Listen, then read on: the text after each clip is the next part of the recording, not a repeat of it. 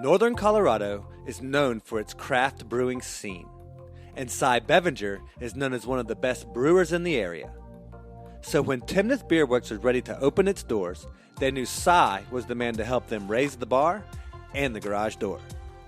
Timnath Beerwerks put this small town on the map, and Cy Bevenger put this new tap house on the map in an area already saturated with great beer. But this master brewer didn't start off that way. Designing microchips most everyone has in their cell phones today, Cy spent the first half of his career as an electrical engineer, grinding out long hours, dying a little each day.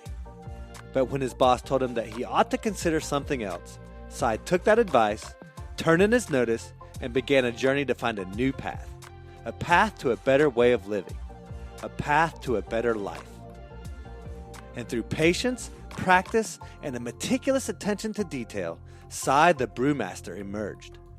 Cutting his teeth in those early days, home brewing for parties and events, Cy honed and perfected his craft with the same level of detail that he crafted those microchips. And the results have been nothing short of amazing. Timnath Beerwerks has burst on the scene, and Cy's great beers are obviously the reason why. So much so that they will be well represented in this year's Great American Beer Festival this weekend in Denver, Colorado. Covering 4 categories and with big expectations, it's easy to see why Cy's new path is not only the right one for him, but one that all beer drinkers get to enjoy as a result. So sit back, pour yourself a tasty beverage, and enjoy my recent conversation with Cy Bevenger.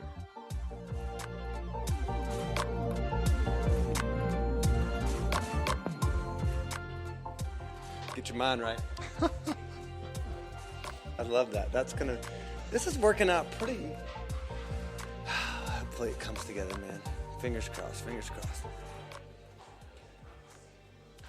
This is the Extraordinary Podcast, and my guest today is Cy Bevenger. How's it going, man? I'm great. How are you? Doing awesome, man. I really appreciate you taking the time to hang out with us today. Yeah, welcome him to Timnath Beerwerks. Finally, for like the first of a couple of episodes here that I've been recording, I get to say, hey, man, it's been a long time since I've seen you because we've never met before. So this is a fortuitous experience. I'm really looking forward to it, man. Well, I guess let's kind of just start with where we're at and what we're doing today. Yeah, so we're just doing a little podcast interview here at Timnath Beerwerks. Timnath, Colorado? Northern Colorado, just outside of Fort Collins, about an hour north of Denver. So beautiful out here. Yes. And one of the few places that hasn't yet quite been developed to the hilt just yet, but it's coming. It seems like, yeah. What is your role here at Timnath Beerwerks? I came on board a little over about a year and a half ago, almost, and head brewer is my title, and then I am head brewer and co-owner here at Timnath Beerwerks. So. Knee deep in, now there's no getting out of it. Exactly. No backing out now. For better or worse. For better or for worse. And quite frankly, I have to say for better because I've gotten to take the tour and I've gotten the experience, and clearly what you guys are doing down here is something special. It's pretty amazing. And the quality of the product that you guys are putting out there, I think pretty well speaks for itself, right? Where did all this passion for brewing and all that, where did all that start? Is that something that's always been a thing for you? Did that start off in the home brewing scene like Craig? I started off home brewing like Craig did. It was several years after him, and I've always enjoyed beer, eventually loved beer. Always been a connoisseur, so to speak. Been a connoisseur. And a couple years after I finished school, a friend of mine, he's like, hey, you love beer, why don't you make beer at home? And I'm like, oh, yeah. So I started. Seems like a good idea. Just connecting dots, and did a couple batches that weren't so great, and then started taking it more seriously and really dug in, and the beer started getting better. So was there a kind of a pivotal moment that kind of sparked that for you, or is that just something that just kind of evolved over time, sort of thing? I think it was more of an evolution. Yeah, it was the professional side of things converted me from a home brewer to a pro. What was that conversion experience like? Because I was, like we were talking with Craig before, that's a big leap to go from the home brewing, just enjoying a little pastime or a hobby, to then taking it to that professional level. That's quite a big leap. Yeah, it is. So I homebrewed for 8 or 9 years, and I have my day job And What was your day job? my day job before this? I was a engineer for a semiconductor company. So we. Oh wow, that's a complete. It's a totally different game. Yeah. We basically made chips that go into iPhones. So if you have an iPhone made in the last 8 years, you have a chip made here, No right kidding. across the interstate in Fort Collins, Huh. in your phone. And I was a part of that. Put a lot of work into it and contributed quite a bit. But the daily grind, which was above and beyond most people's daily grind, I think. It's a tough schedule to it was work with. a tough job. Yeah, because I'm sure you got some pretty tough deadlines to deal with. Anything in that realm of technology, I think, is very demanding. Yeah, it in really general. is, and it's a pretty cutthroat business. So, that daily grind was wearing on me, and one day my manager, he kind of pulled me into his office, and he's like, "Hey, kind of notice that it's not really a level playing field for you, and you've got to work harder to get the same things done, the same approvals versus his other direct reports." And that kind of opened my eyes, and that had to be tough. It I was can imagine. very tough, and there's plenty of direction you can go to comment about that positively or negatively. Right. There's a couple of different ways you could have handled that. So what was your reaction to that? What when he told you that? I left his office and I went home. I don't know if I slept that night, and I put my notice in within a week. How about that? And it was maybe the hardest decision I've ever made. I can imagine. Yeah, because that's a good paying gig. It's It's stressful, but it's certainly lucrative from a financial standpoint. Yep.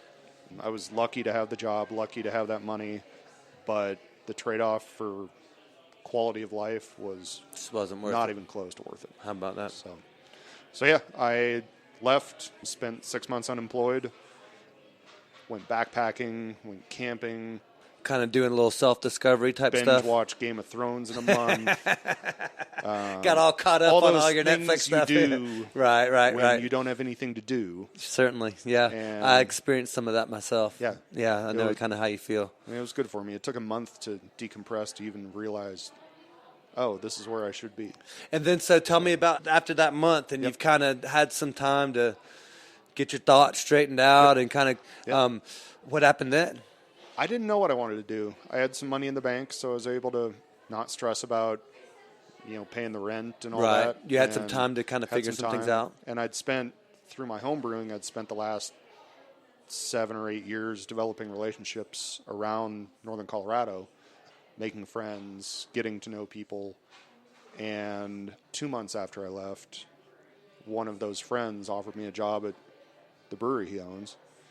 And Which is Grimm Brothers. Grimm Brothers, nice. And I told him no. Really? First pass, I'm like, even though you were unemployed at the time and wasn't sure I was what 2 you were months going out to of do? this job. I didn't know what I was going to do. I'm like, this is still too fresh. So told him no. I told him why. Told him my head wasn't on straight.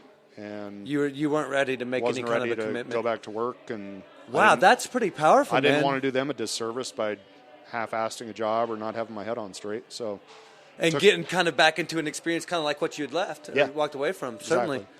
So I took another 4 months, and we talked about it again, and then I went to work for him.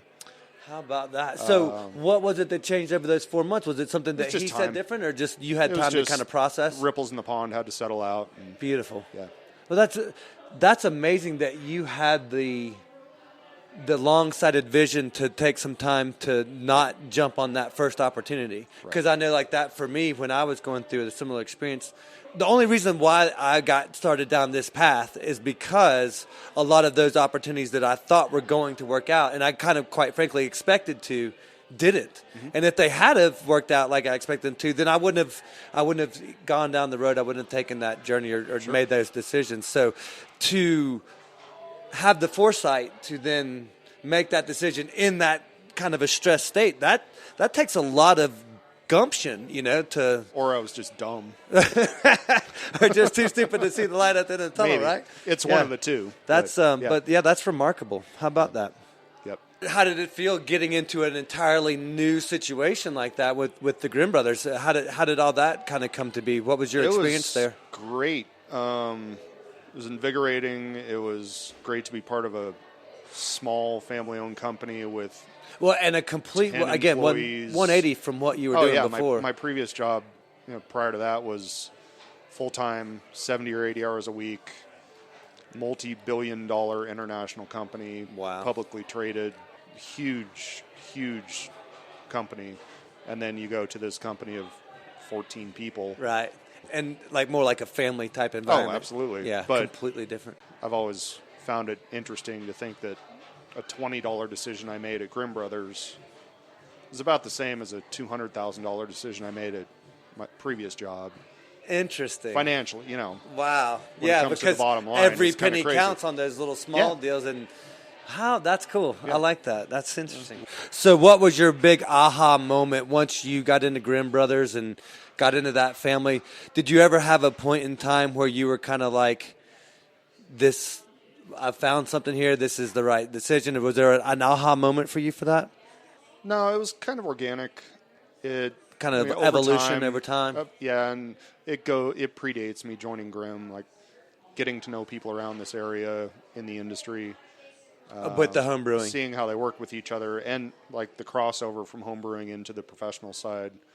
Just seeing how breweries work and how they treat their customers and how they're a part of the community and how they treat their employees. It's a good thing to be a part of. What's the most appealing aspect of all those things you just mentioned? What's the most appealing of that for you personally? What keeps you from going back to a high-paying, high-stress job? Certainly not the money. Come to realize that it's not really about that. It's so not. much. Work-to-life balance, and trust Beautiful. me, I work my butt off here. Oh yeah, certainly. There are 60-hour weeks here at the brewery. But they sure do feel a lot different there, don't they? They feel a whole lot different. Isn't that ironic how that works? Yeah, it's a much shorter feedback loop between what you do and the results you see versus the high-end, high-paying job. Completely different perspective. So, certainly. Yeah, it's cool in that respect. Certainly a lot more rewarding as well. I mean, even though that work that you were doing in the high-tech field was certainly important, and so there's certainly some reward for that because you're providing a very important service in that regard. But for you personally, you don't get to see that direct impact. You don't get to feel that, as an engineer behind a desk, So I can certainly understand that for sure. Yep. It seems like even before coming to Timnath, you had a little bit of a reputation for the quality of your beers.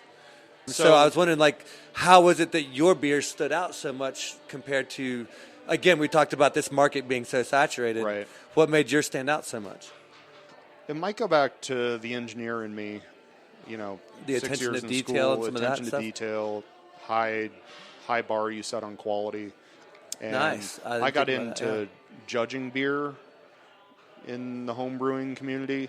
Before you went to the Before professional I went side? to the pro side. Well, that certainly gave you a really lot of good helped dial perspective, things didn't it? in. Yeah. So, I understand the basics of what beer should not taste like and what beer should taste like.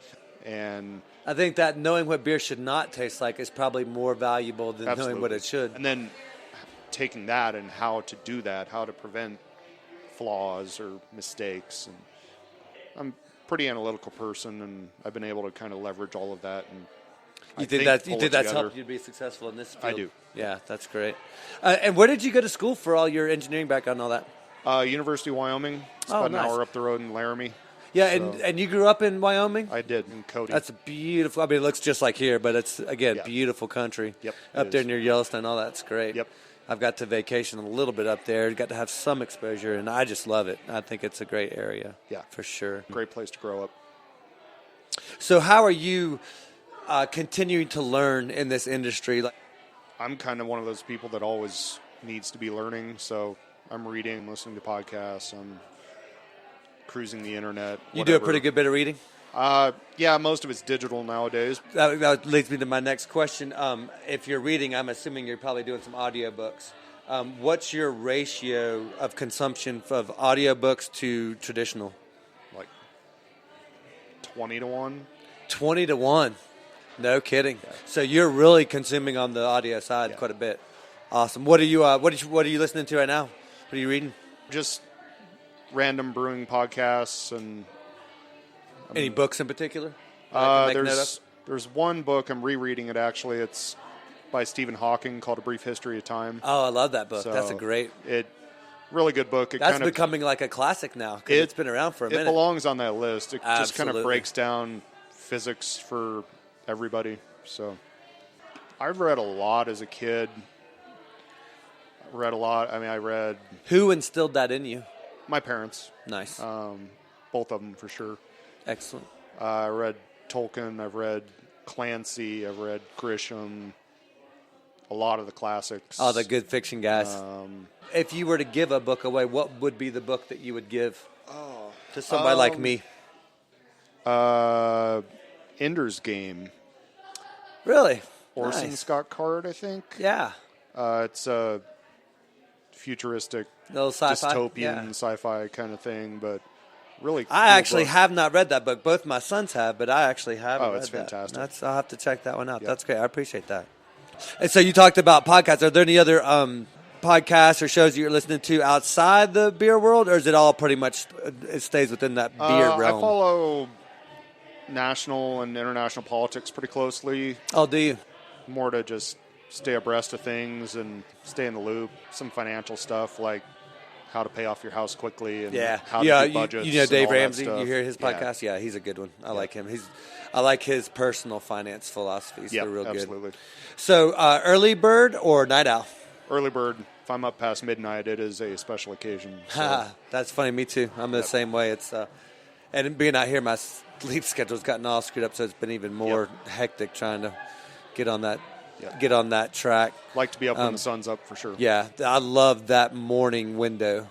The beer industry is so big in this state, in the microbrewery in particular. What do you think this industry as a whole is going to look like over the next 10 years? What's the evolution that you see going on?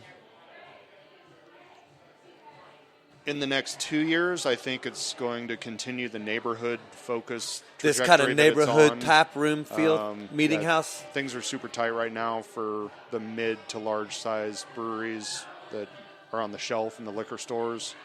So, I think the neighborhood thing is definitely where it's at for the next couple of years. Beyond 2 years, I have no idea. It's really that hard to predict. If you would have asked me this 5 years ago, I never could have predicted the hazy IPA trend, the seltzer trend that's happening right now, which I don't think is going away. Huh. Well, tell me a little bit about those. Being somebody who's not in the mix with beer at all, tell me about those things because I don't know what those are. I mean, people are looking for things that are easy to drink, things that are healthy, and the hazy IPA more than traditional beer, more than the IPA that's bitter and big on flavor. Hoppy. Like bitterness is offensive to some people, and they want a beer that's big on flavor that's not bitter. So that's where hazy IPA came from, out of New Hampshire and Vermont, honestly.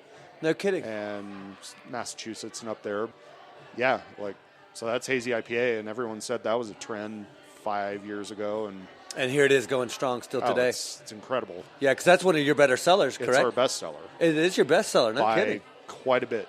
No kidding. How about that? I wouldn't have not have necessarily assumed that to be. And now this seltzer thing. They're just infusing seltzer into the beer or to make it more carbonated? Or technically, if you make it with corn sugar or malt sugar, it's considered beer, per the federal government. Okay. So it's low calorie and it's... So, but what's the main difference between regular beer? I'm not sure that I'm following. It's a gluten-free option. If you make it with corn sugar. So that's the gluten-free thing. You're using corn sugar instead of malt sugar. Malt sugar. Right. Huh. Maltose. So it's a gluten-free option for people that either are choosing or their body is choosing not to do the gluten thing. Huh. And interesting. It's a significant part of the market. Well, yeah, because, that gluten-free diet has certainly taken off. I mean, that's a trend that's probably not going away. So I don't think it is. And there's certainly people in that demographic that want to drink beer. So that would make sense that it's not necessarily going away. How long has that been a thing? Locally, I'm going to say a couple months. Oh, so it's fresh on the scene kind of thing. Fresh. Oh, okay. That would explain why I don't know about it. Maybe 2 years. You've got the Truly brand. I think that's Sam Adams. There's 3 or 4 brands out there, and Miller and Coors, they all have their seltzer their brands version now, of but, it or whatever. Is that kind of like what the Zima was or whatever kind of thing? Is that in that realm kind of thing? And there's memes that connect the two on the internet all over the place. It's pretty funny. Gotcha. Yeah, now there's like the new evolution of all the Zimas. I've actually got a buddy, he's hilarious. He does a podcast, and he's an actor, and he's kind of off the wall, Ross Patterson. But he's got a thing for Zima, and he'll do these Instagram commercials for Zima that are just hilarious. It's a real treat to watch, but it's funny because when it came back out, he got all excited, and there's a bunch of hoopla or whatever. But anyway. So, I don't know where seltzer's going. I'm working on a recipe right now. It is not the because you same guys as don't making beer. currently offer a seltzer beer, correct? Yeah, correct. But you got one coming, though. Working on it. It's a couple things I want to lock down. And so tell me about that process. Do you kind of go back to the home brewing to do some when you're experimenting with new beers and new styles, or do you still treat it on that professional scale as you do with all your regular beers? I'm going to do a large scale batch of it. And you're going to do the full scale run? If it's not good, we'll dump it down the drain. That's something I asked in my interview here. It was one of my first questions is, if a batch goes bad, can I dump it down the drain? And they said yes. So that's huge. That still stands. Yeah, that commitment to quality certainly says something. I mean, that's very, very important, especially in a tap room situation. With something as out of the ordinary as seltzer for us. Right. That's certainly not outside the norm. Yeah. For most microbrews, I would think. So. Are most microbreweries doing a seltzer now, or is it? I wouldn't say most. I would say maybe 1 in 10. But you expect that trend to? I think so. Increase. It's going to pick up. Yeah. Everyone's going to try. We'll see how well they do. Yeah, how well it does. Well, and again, it all goes back to the quality. If you're putting out a good quality product, people are going to drink it and like it. And but if the quality's not there, then it won't last for long, probably. Right.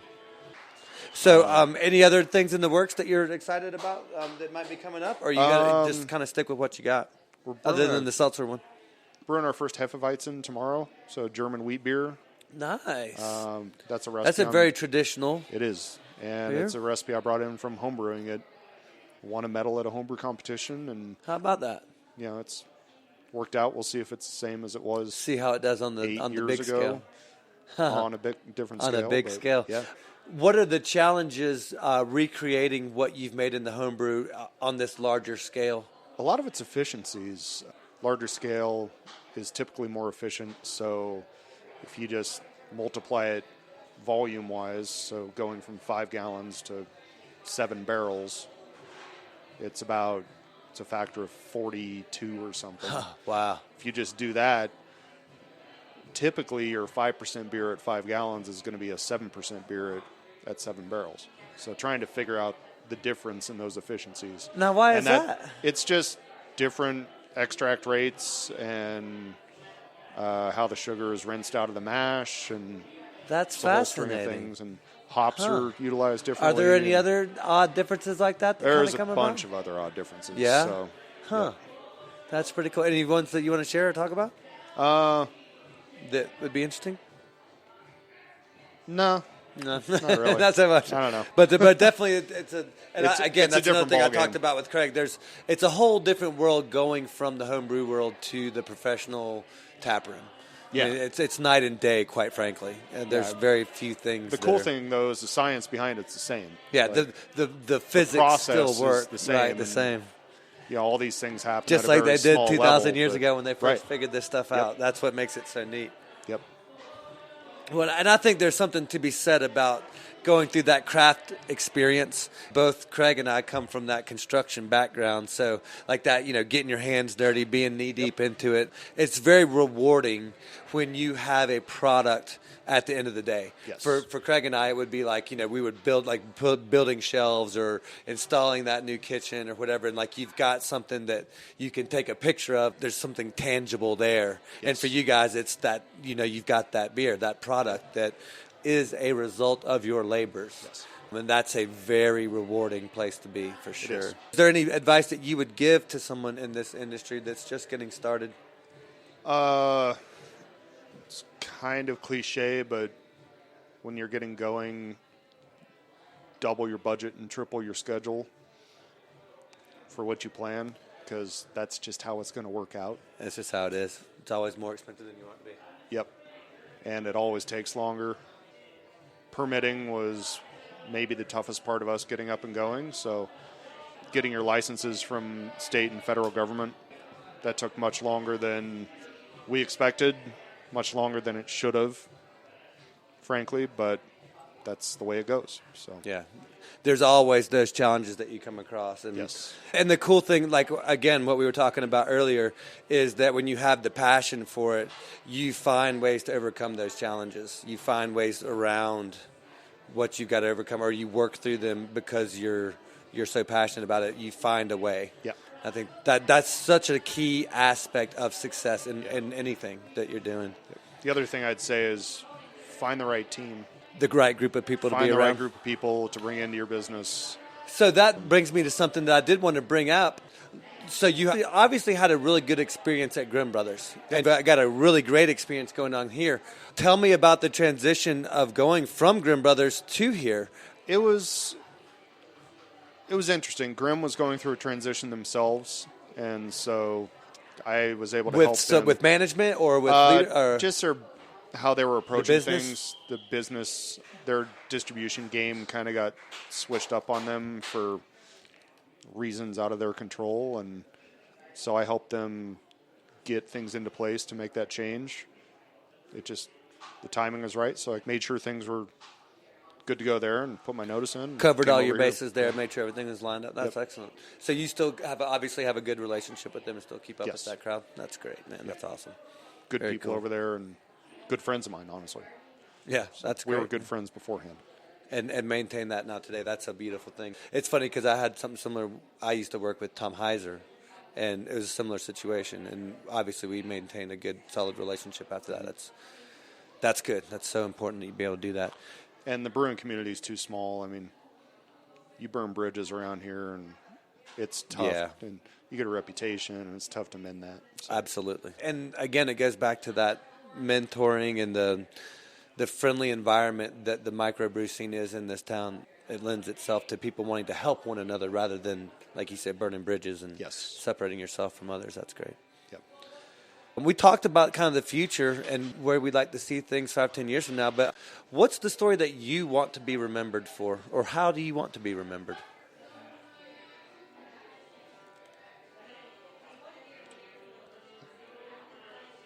I think I just want to be remembered as someone that did things the right way. I mean, it's hard to... That's the engineer in you. It is the engineer in me, and, I'm not one that takes huge compliments very well. I mean, it's like just doing my thing here. Yeah. Doing my best. I know that feeling. I appreciate that, but this is just what I do. Yeah, pat on the back and a thank you is plenty. I don't need accolades, and and quite frankly, I'm the guy that give me some things I can do to improve on. I don't need you telling me I'm doing a good job. That's fine and dandy, but let's talk about how I can do better. Let's talk about what can be better on the next round or that next batch of beer. It's always that internal drive to improve, and I think that goes back to that desire for learning that you have as well. It does.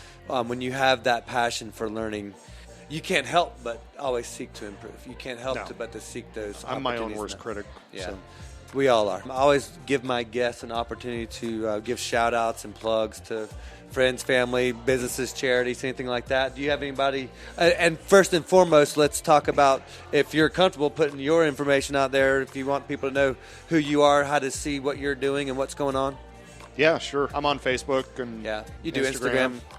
So a little bit. I'm on there. I don't post What's much. your Instagram handle? Cy Bevenger. CY. Wow, you got your name just played up name. Straight up. That's a rarity. First and last are unique. So yeah, that's true with Cy. That's a pretty good one. You got the cool name to go with the cool job, man. Yeah. That's awesome. Tell me about your business website and your business Instagram. Yep. So timnathbeerwerks.com. We're on Instagram. We're on Facebook. Beerwerks with an E. With an E. Thank you. And our marketing guy Nate does a fantastic job. And awesome guy. I can tell. We by help his out name. where we can, and That's great, man. Well, Cy, listen, I really appreciate you taking the time to get together with us. I'm really excited about what you guys are doing, and much success to you guys, man. I'm really proud to be able to get to meet you and spend some time with you, man. Really appreciate doing a great job, and time. Good dude, man. Yeah. Thank you. Cheers. All right, see you. See you. Hey, y'all. Thanks for listening. So what'd you think? What did I miss? Anything that you wanted to hear that I didn't cover? What do you want to know more about? Who would you like to see on the show? Hit us up on social media and tell me what you think. Check us out on iTunes and please leave a review. We're now on Patreon, and your support there helps let us know we're headed in the right direction. We have a lot of exciting new things coming, fascinating guests, and some of the craziest stories you won't believe. So stay in the loop and check out more great content by subscribing at our website, 8keysto great.com. Special thanks to my guests and all those of you living an extraordinary life. This is Nate G. We'll see you next week.